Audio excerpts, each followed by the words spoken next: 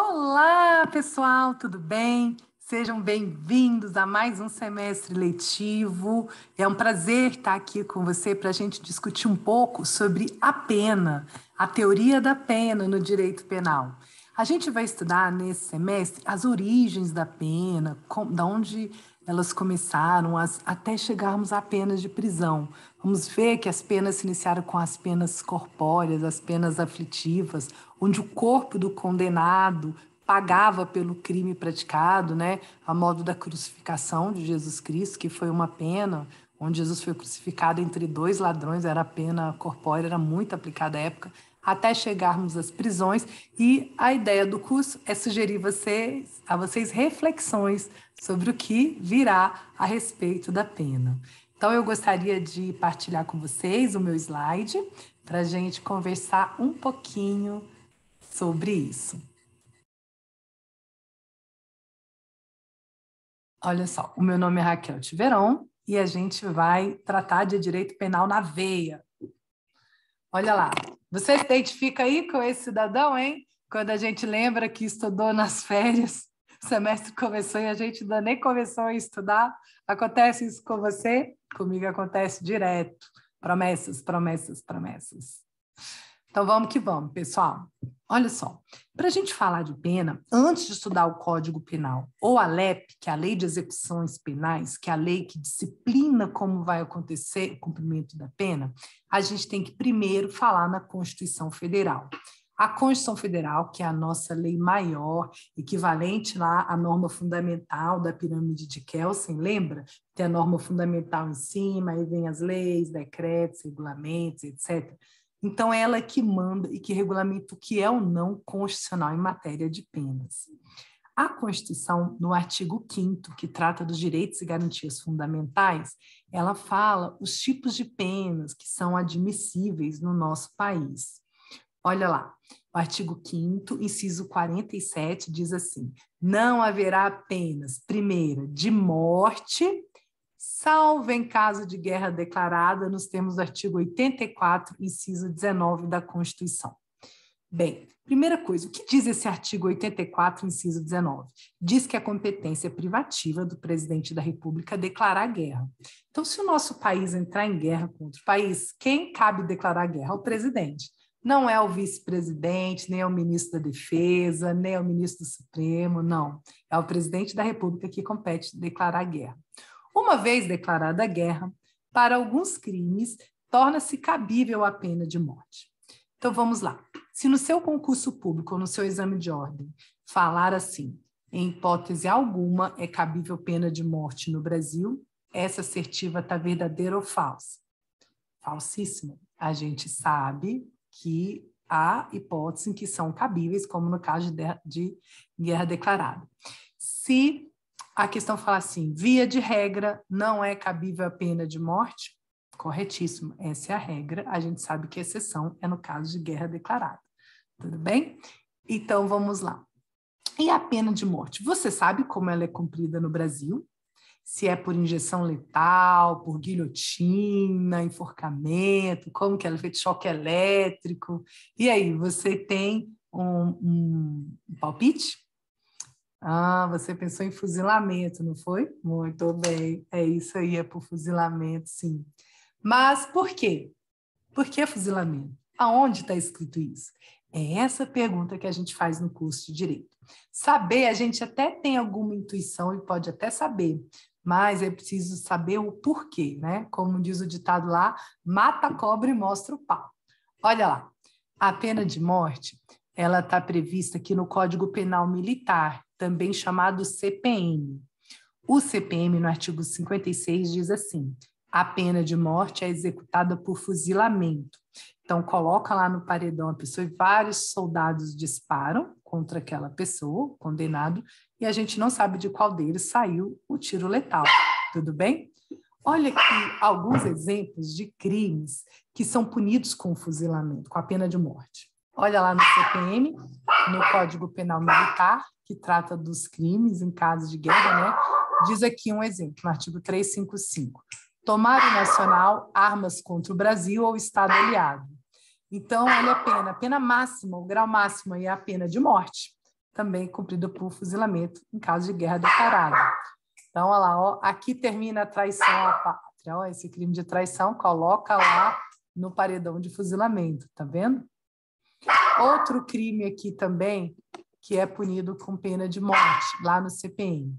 Prestar o nacional ao inimigo informação ou auxílio que lhe possa facilitar a ação militar. Gente, desculpa o latidinho aqui, é da Kiki, minha cadelinha aqui, aquisição da pandemia. Oh, meu Deus. Pois eu mostro a Kiki para vocês. Aí, diz lá, artigo 359, que a pena máxima é a pena de morte, quem presta aí ao inimigo uma informação para ele facilitar a ação militar. Olha aqui a Kiki, ó. Oi, gente, eu sou a Kiki. Tá com os pernilonguinhos presos aqui, ó, voltou do pet shop. Tá animada hoje aqui, participando da aula de penal com a gente. Então, ó, RIP, Rest in Peace, aí a pena de morte, quem prestar auxílio ao inimigo em caso de guerra declarada. Tá certo? Vamos que vamos. Outro crime previsto no CPM, o crime de ato prejudicial à eficiência da prova, ou seja, o nacional que provoca na presença do inimigo a debandada da tropa. Imagina essa situação? É punido também com pena de morte no grau máximo ou a pena mínima de 20 anos de reclusão. Tudo bem? Então, são essas as hipóteses de pena de morte. Você acha que seria possível a instituição de novas hipóteses de pena de morte no Brasil? Por exemplo, para o crime de estupro, que alguém acha muito hediondo, um homicídio, um latrocínio, será que poderíamos criar outras hipóteses de pena de morte? O que é que você acha? Olha, a Constituição diz aqui que algumas cláusulas dela, alguns direitos e garantias fundamentais, eles não podem ser objeto de deliberação, de emenda constitucional. São as chamadas cláusulas pétreas. Já ouviu falar disso? Já tiveram matéria de constitucional? Se não, olha lá. A Constituição tem um núcleo duro, um núcleo imutável, que a gente não pode mudar na nossa Constituição. Por isso é chamado cláusula pétrea, aí com esse nome de pedra. Tá vendo aí, ó? A cláusula pétrea. Ups, desculpa.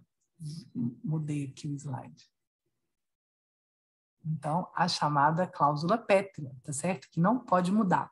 O que a gente não pode mudar na Constituição? Nem por uma emenda constitucional. Qualquer proposta que tende a abolir a forma federativa de Estado, então, o nosso Estado, dividido em federações, as entidades da federação, não pode abolir isso. Não pode abolir o nosso voto direto, secreto, universal e periódico, a separação dos poderes e os direitos e garantias individuais. Então, a garantia de que não seremos sujeitos à pena de morte, salvo nessas hipóteses, é uma garantia nossa. Então, você imagine assim, direito penal, o raciocínio que a gente faz é como se você fosse um acusado, se você fosse um réu. Tá certo? Então, pensa assim, professora, mas eu nunca seria um réu, jamais. Será? Será? Será que você nunca bebeu e dirigiu, por exemplo? Nunca ameaçou alguém? Nunca lesionou alguém? Então, a gente tem que pensar nessas hipóteses. Será que poderia se instituir uma pena de morte para o caso de quem bebesse e dirigisse? Essa hipótese é ser constitucional? Entende-se que não, porque ela violaria uma garantia individual que a gente tem hoje de não ser punido nesse caso de morte. Tudo bem? Nesse sentido, tem um autor muito famoso em temas de direitos humanos, chamado Fábio Conder Comparado, que ele fala assim, em matérias de direitos humanos, a gente não admite regressão, a gente só caminha para frente. A gente não admite regressão, porque foram direitos muito caros, históricos, cuja conquista foi demorada, à custa de muita luta e muito sangue, para a gente ter o que tem hoje, ter o direito a voto, as mulheres terem os direitos que têm, as crianças. Então, a gente não admite regressão em relação a isso, só se caminha para melhorar. Então, fica aqui a primeira sugestão de leitura para vocês, de leitura complementar, tá certo? Esse livro do Fábio Conder Comparato, A Afirmação Histórica dos Direitos Humanos, é uma jornada, uma aventura muito legal nesses direitos que são caros. Você vai ampliar a sua mente para uma visão muito mais humanista do direito, mais consentânea com a Constituição de 88, com a ordem jurídica internacional vigente, vai dar um upgrade no seu conhecimento. Fica a dica, tá certo? É um livro que tem sebos, ele é um clássico em direitos humanos, nunca sai de moda, nunca está desatualizado, está disponível na Amazon, você pode comprar usado, e-book, o que seja, é fantástico. Fica a dica para você. Então, olha só, então a pena de morte a gente já sabe que não é cabível como regra, exceto na hipótese de guerra declarada, e que essas hipóteses não podem ser ampliadas, sob pena de a gente ter uma regressão em termos de direitos humanos. Percebe? Outro tipo de pena que não é admitido na nossa Constituição é a pena de caráter perpétuo, então de prisão perpétua, como tem em muitos estados americanos. Lá nos Estados Unidos, vários estados da federação têm a pena de morte e a pena de prisão perpétua, por exemplo, o Texas e alguns estados mais rigorosos. Outros estados não. Por quê? Porque lá nos Estados Unidos, a legislação penal ela é feita também pelos estados, é uma legitimação concorrente. A federação, a União, faz a legislação penal federal e os estados também podem fazer o seu complemento. No Brasil, não. Em matéria de direito penal, só a União legisla, só a União cria crimes. Então, por exemplo, será que o GDF poderia criar um crime assim, de estacionar em lugar proibido, punido com pena de detenção, de reclusão? Ah, professora, qual é a diferença disso? A gente vai aprender nesse curso, fica ligado, a diferença entre reclusão e detenção. Será que o GDF poderia alterar o Código de Trânsito e criar esse crime? Um crime, por exemplo, de buzinar em via pública, de não obedecer à faixa de trânsito? Não, não pode. Os estados e o Distrito Federal não podem legislar em matéria penal, tudo bem? Isso é competência exclusiva da União. Direito penal, a nossa legislação, ela é nacional para todos os estados. O que é diferente de infração administrativa, né, de multa, tudo mais. Também é a União que legisla em matéria de trânsito, mas em direito penal, não. Lá nos Estados Unidos, não, os estados já podem legislar. Então, aqui, se você faz o exame de ordem da prova do OAB, você pode advogar com alguma tranquilidade em qualquer estado da federação, porque a nossa legislação ela é basicamente nacional, unificada. Agora, você já pensou que loucura o exame de ordem lá da Bar Association nos Estados Unidos? Cada estado é uma legislação, você tem que estudar para cada estado como é que funciona. Deve ser uma loucura, né? É muito mais difícil. Está reclamando do OAB aqui, pensa que podia ser pior. Tá vendo? Então, aqui, a gente não tem pena de caráter perpétuo. Agora, eu pergunto para você, se não temos pena de caráter perpétuo, qual o prazo máximo que você acha que alguém pode permanecer na prisão? Qual o tempo máximo de prisão para uma pessoa? Falou 40 anos? Acertou, tá atualizadinho. Esse limite de 40 anos, o limite das penas, está aqui no Código Penal, no artigo 75. Esse limite foi alterado em 2019, com o pacote anticrime do antigo ministro da Justiça, o juiz Moro. Você lembra? Ele criou o pacote anticrime e aumentou o tempo. Antes era 30 anos, agora são 40 anos, tá? Se você pensou 30, saiba que mudou. Bora atualizar. Esse pacote entrou em vigor no ano de 2020, a gente já está em 2022, então já tem um tempinho que está em vigor, tá certo? Então, o tempo máximo que alguém pode permanecer preso são 40 anos, tá? Então, fica aí um quarentão para você não se esquecer que é o tempo máximo de prisão no Brasil, tá certo? Além da pena de prisão perpétua, o que mais que não permite aqui no Brasil? A pena de trabalhos forçados, olha aqui, com açoite, privação de comida, privação de bebida, castigos, não pode ter esse tipo de pena. Ah, professora, então o preso não pode trabalhar? Não, ele pode e deve trabalhar, tudo bem? O trabalho é um direito do preso e também uma obrigação do preso.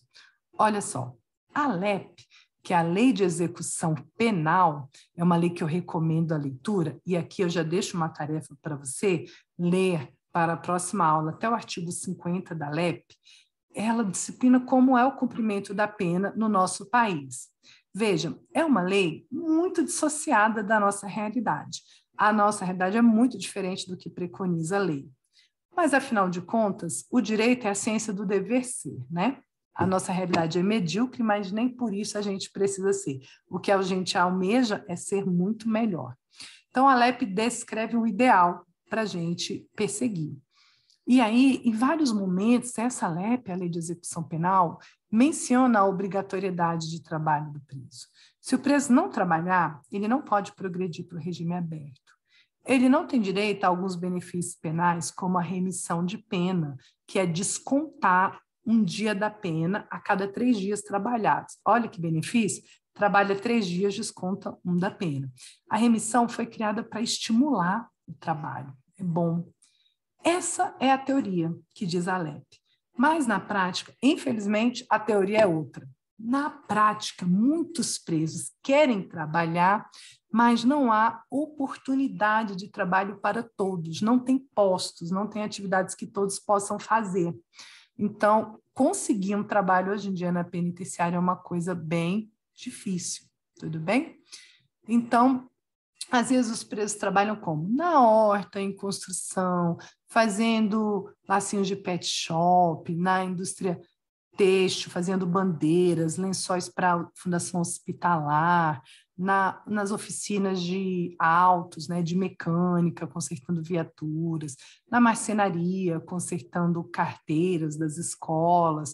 Então, várias formas de trabalhar lá dentro, na panificação, produzindo pão que eles mesmos consomem.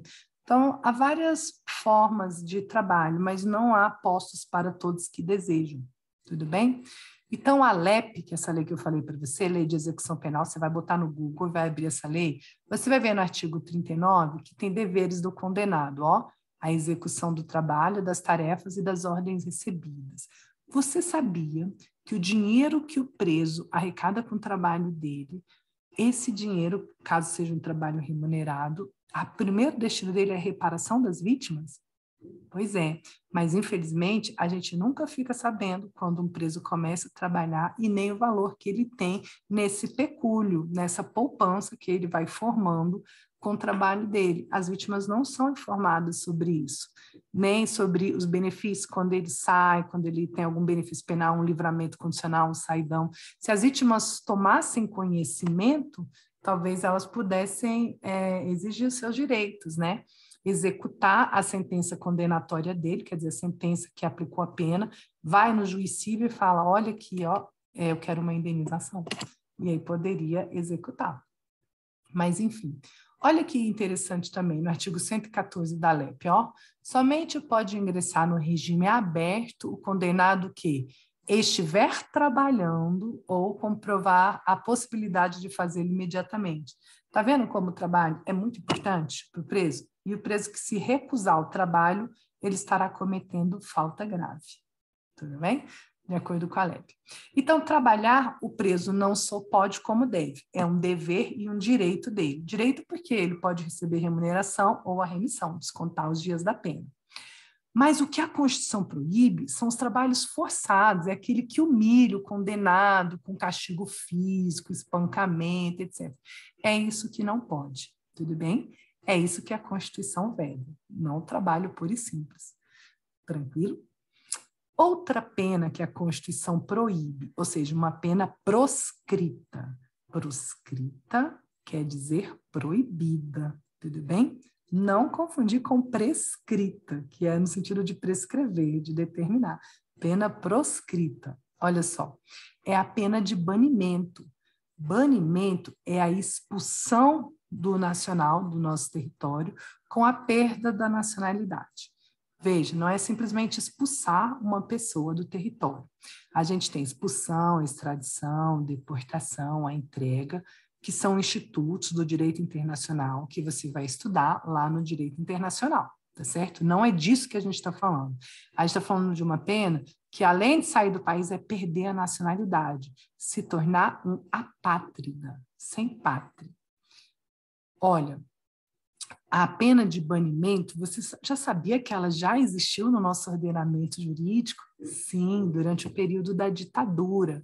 Num dos atos institucionais, né, cujo mais famoso é o AI, a gente já teve aqui, ó, esse jornal de 69, da época da ditadura, ó, o governo baixa um ato institucional implantando a pena de banimento. A gente já teve isso na época da ditadura.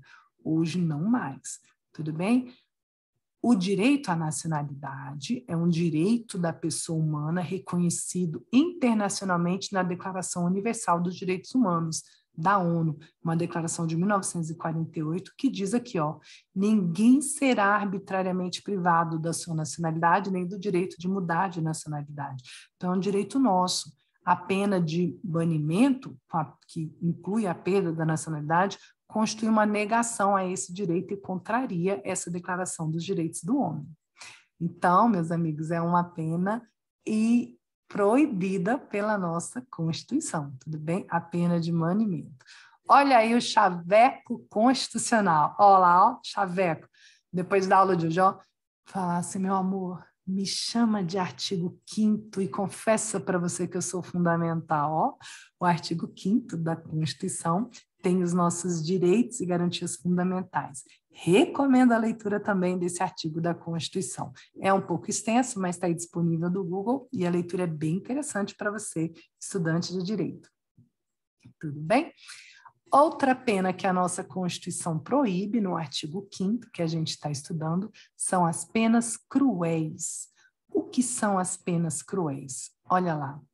A pena cruel é a tortura, é a pena com açoite, com decapitação, decepar partes dos corpos, né?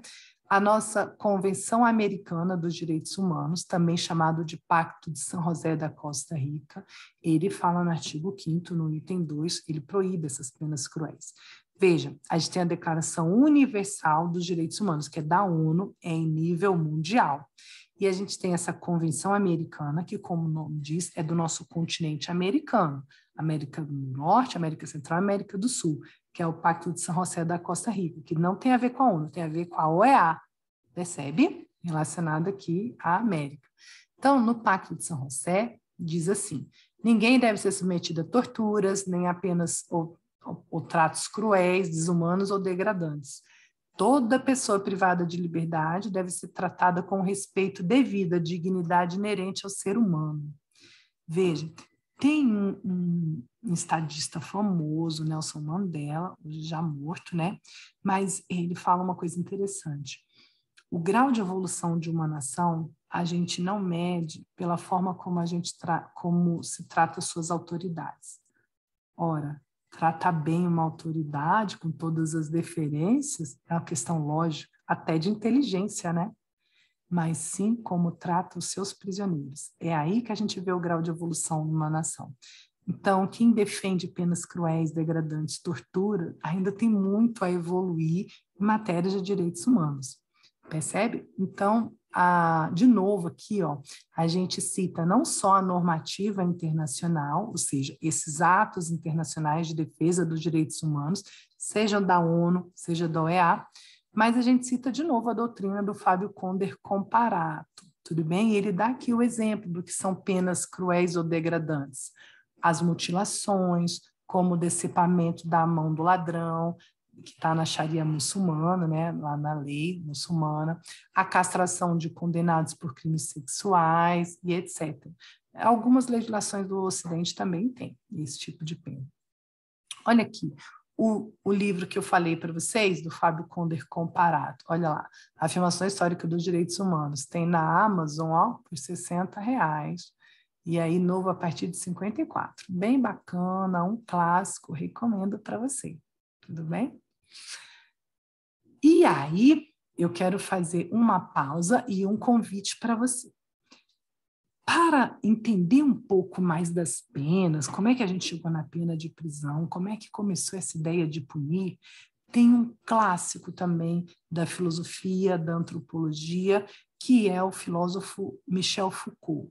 Michel Foucault é um filósofo francês, um clássico em termos, né, do estudo da pena. Ele tem uma obra chamada Vigiar e Punir, também recomendo a leitura. Então, vamos lá, o que você tem de leitura aí recomendada complementar para a aula de hoje? O livro do Comparato, o livro do Foucault, Vigiar e Punir, também tem disponível na biblioteca, usado, vários aí, e-book, tem PDF na internet, com certeza, esses 2 livros você acha aí. Enfim, essa obra dele é um clássico, ele conta a história da pena, como é que começaram as penas corpóreas, o empalamento, o patíbulo, a guilhotina. Então, é muito interessante essa obra do Foucault. Para você, depois da aula, eu vou deixar disponível um link de um vídeo aqui sobre a obra do Foucault. A sugestão, o vídeo é bem comprido, mas você comece a assistir a partir do minuto 3 a 23 até o 10º minuto. Vou deixar disponível para vocês aí esse link, tá certo? Então, vocês assistem. Por que não o restante, professora? Quiser assistir, pode assistir, mas o restante é um vídeo de um canal que fala de outras coisas, de antropologia e filosofia, que não tem muito a ver com o direito penal, mas essa parte é muito interessante e mostra as ideias do Foucault. O Foucault, juntamente com outro antropólogo chamado Goffman, ele criticava muito as prisões. Eles as chamavam de instituições totais, né? Totalitárias, que prendiam, que serviam para docilizar os corpos, né? Para nos tornar corpos dóceis, mansos, né? Da autoridade. E o Foucault, ele tem uma teoria muito interessante. Ele equipara as prisões aos hospícios, às escolas, aos quartéis. É uma tese bem interessante a do Foucault. E também é o que hoje a gente tem como a monitoração eletrônica, as câmeras, o Sorria, você está sendo filmado, né? Esse controle que exerce sobre os corpos. Então, é bem interessante essa tese do Foucault, é importante conhecer, e eu sugiro essa leitura complementar para você entender bem a pena.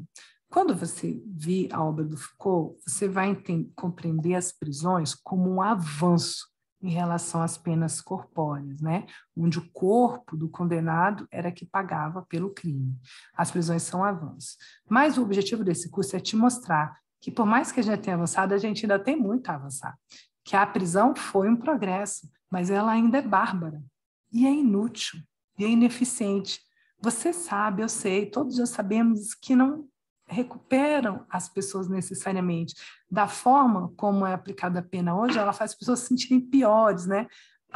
Elas replicam a violência do crime, com a violência sofrida lá, voltam com essa violência para a sociedade. Essa violência não é tratada.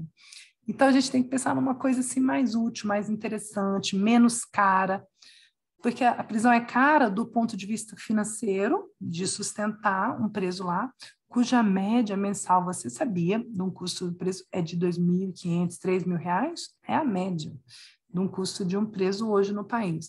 E ela também é produtiva, fica uma mão de obra que seria economicamente produtiva, fica ociosa e não traz nenhum proveito às vítimas dos crimes. Então, a gente poderia pensar numa forma mais inteligente de punir, não é mesmo? E esse convite para você.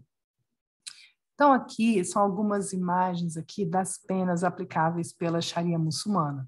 A pena de apedrejamento, por exemplo, né? Tanto do homem quanto da mulher.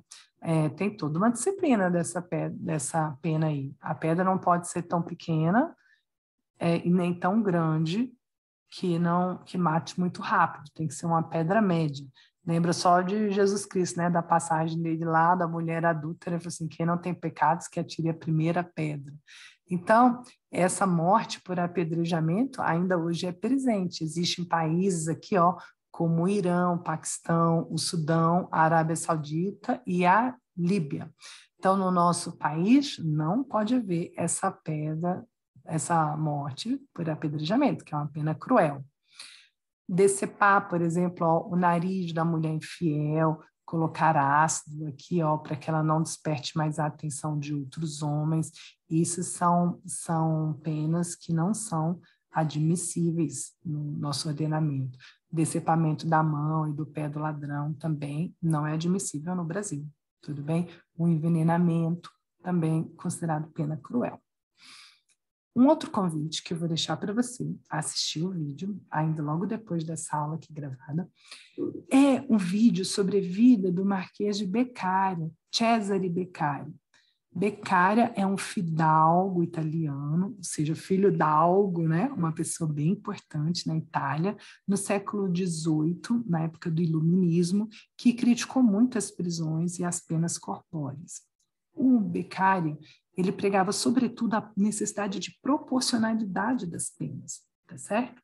E o Beccaria, ele era um jurista, como você, e ele se preocupava com esse tipo de pena. Apesar de que ele pertencia à nobreza italiana, então ele, teoricamente, nunca precisaria se preocupar com esse tipo de pena, porque ele jamais seria alcançado por ela. Porque em toda a sociedade, desde aquela época, na nossa, brasileira, estrangeira, a gente sabe que as pessoas dos estamentos mais altos da sociedade nunca são atingidas pelas penas corpóreas ou de prisão. Isso é uma coisa para a classe dominada, né? Seja lá nos Estados Unidos, por exemplo, dos negros, dos latinos, aqui também dos pobres, é muito raro alguém permanecer na prisão por algum tempo, sendo aí das classes mais altas. Mas o Beccaria, apesar dele não precisar se preocupar, ele se preocupava como um jurista, né? E ele criticava essas penas. Então, eu vou deixar esse link para você também assistir um pouquinho da história dele, dessas penas cruéis e do pensamento dele. Mesmo sendo lá do século XVIII, ainda hoje permanece muito atual o pensamento do Beccaria. Outro autor, então, que é um clássico em direito penal quando a gente estuda as penas. Fica a dica para você. Olha quanta coisa interessante para você ler e ampliar seu conhecimento, seu horizonte, seu saber. Não é? Muito legal aprender.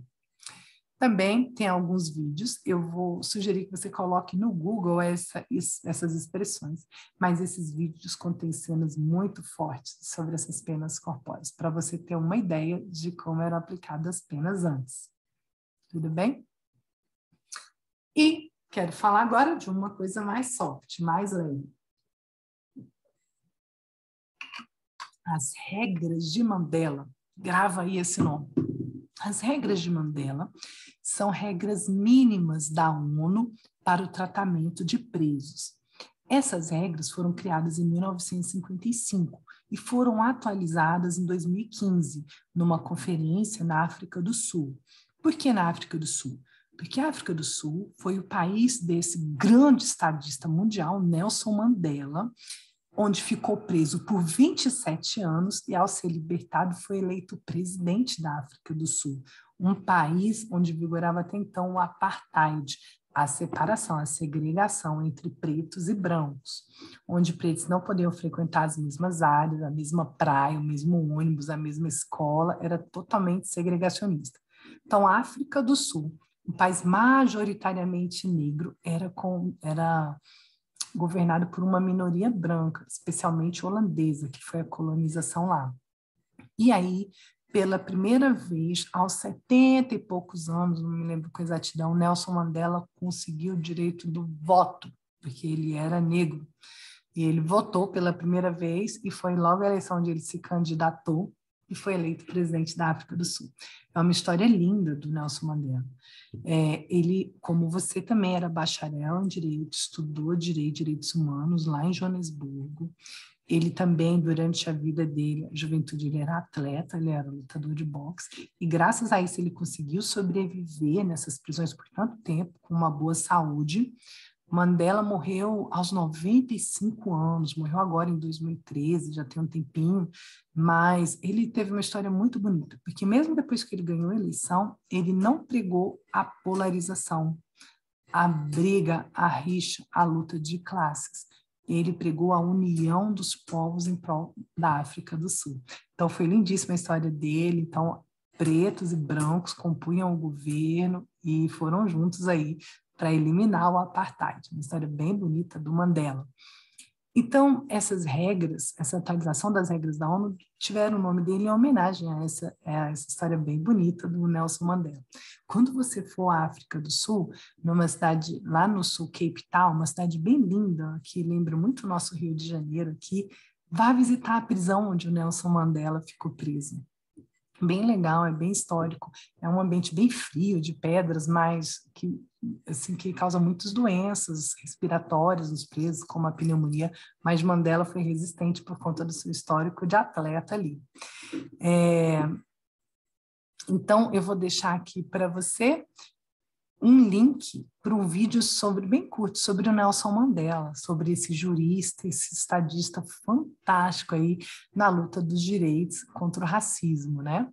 Vou deixar para você essa indicação desse vídeo muito legal. E também desse vídeo no Netflix, para você assistir. Se estiver aí de bobeira, sem saber o que assistir no Netflix, olha aí esse filme que fala um pouco da vida do Mandela, o Invictus. Muito legal. Fica a dica. Mas o que dizem as regras de Mandela? Essas regras da ONU? Elas dão assim um parâmetro mínimo, gente, o mínimo para a gente tratar um preso, tudo bem? Essas regras, elas não são cogentes, quer dizer, obrigatórias, mandatórias para um país seguir. Essas são regras que servem de um norte para os países da ONU, os países membros da ONU, seguirem, para adequarem a sua legislação, sempre na medida do possível. Vejam, essas regras se preocuparam especialmente com a situação de crianças e os adolescentes, né, privados de liberdade. Tem países que crianças também podem ser julgadas e condenadas, no Brasil não. Só os maiores de 18 anos vão para a prisão, mas os adolescentes podem cumprir a medida socioeducativa de internação. O que é isso? Permanecerem internados nos estabelecimentos próprios para aquela idade, que na prática são comparáveis a uma prisão. Tudo bem? Dos adolescentes. Então, tem regra mínima de tratamento dessas pessoas, algema, situação específica de mulheres, né? Então, a regra já falava desde 2015 que as mulheres não devem ser algemadas durante o parto, nem o puerpério seguinte, né, posterior, ou seja, o pós-parto imediato, porque é uma questão desumana naquela situação da mulher. E aí, em 2017, o Brasil alterou o CPP para proibir o uso de algema nesse período, tá vendo? Então, essa é uma regra de Mandela fácil da gente cumprir, não exigia nenhum investimento, nem nada, era só cumprir, o Brasil adotou, que foi muito legal. Por outro lado, as regras de Mandela também recomendam algumas providências que exigem investimento por parte do Estado. Por exemplo, o uso de scanner corporal, para ver as pessoas que vão visitar a prisão, para ver o que elas estão levando dentro do corpo e etc. Né? Então, aqui, antigamente, as pessoas tinham que fazer o agachamento, abrir a vagina com o dedo, o ânus, inclusive de bebês, de crianças, mas hoje não, usa-se o scanner corporal, tudo bem? E aí já demandaria algum investimento, tudo inspirado nas regras de Mandela. Para você saber mais sobre essa regra, então, além da sugestão de leitura do artigo 5º da Constituição, da LEP, da Lei de Execução Penal, também as regras de Mandela, que estão disponíveis no site do CNJ e na internet, é só você colocar no Google regras de Mandela. Leia essas regras, elas são super interessantes. Você pode, inclusive, utilizá-las para fundamentar uma petição sua. Você sabia? Fica chiquérrimo uma petição fundamentada nas regras de Mandela. Isso demonstra muito conhecimento do advogado. É fantástico. Você sabia uma curiosidade? A Defensoria Pública do Estado de São Paulo pleiteou que o Estado adotasse água quente, chuveiro com água quente para os seus presos lá no interior. Quem conhece o interior de São Paulo no inverno sabe quão rigoroso é, né? A implementação de água quente para os seus presos com base nas regras de Mandela. Sabia disso? Então, é muito legal, demonstra um conhecimento muito refinado do direito, você conhecer as regras de Mandela. Então, fica aí a dica de estudo para essa semana, tudo bem? Tem aí na internet, no site do CNJ e outros mais. E vou deixar também os links para que você assista esses documentários sobre a revista na prisão, a revista vexatória, como ela era feita e tudo mais, né? Dos visitantes ali na prisão que iam visitar os presos, né? Então, eram pessoas que não praticaram crimes, eram familiares de presos que eram submetidos a isso. E a regra de Mandela se preocupou com essa situação da revista vexatória, né? Então, Olha lá, vou deixar esses links para você assistir aí depois da aula, para entender um pouquinho o contexto da edição dessas regras de Mandela. Aqui, ó, a foto do scanner corporal que tem, né, na prisão, para ver se a pessoa está entrando com alguma arma, droga, um objeto proibido. E aí é inspirado nas regras que a gente vai melhorando a nossa situação. Pessoal, é isso na aula de hoje. Vou acabar com essa frase que eu tirei lá do filósofo Boladão, que fala assim, ó, acho que o Foucault ficaria com tesão a descobrir que durante a pandemia minha casa se tornou uma escola, uma prisão e um hospício ao mesmo tempo. Todas as instituições que o Foucault criticava, né? Escola, prisão e hospício. E aí, de repente, na pandemia, a gente ficou reunido nisso tudo ao mesmo tempo, né? Então, fica aí para você essa dica do filósofo Boladão aí. Espero que você tenha gostado da aula de hoje. E fique com a gente, assista às próximas aulas e a gente está junto aí o resto do semestre. Um grande beijo e fique ligado. Questões, esses slides da aula de hoje e questões de concurso, com exercícios e o gabarito para você fixar a matéria de hoje, também vão estar disponíveis aí para você no nosso material, tá certo? Então, estuda, fica ligado e aproveita o restante do tempo da aula para ver esses vídeos e fazer essas questões. Vamos ver o quanto você absorveu da aula de hoje. Um beijo grande, fiquem com Deus, até a próxima.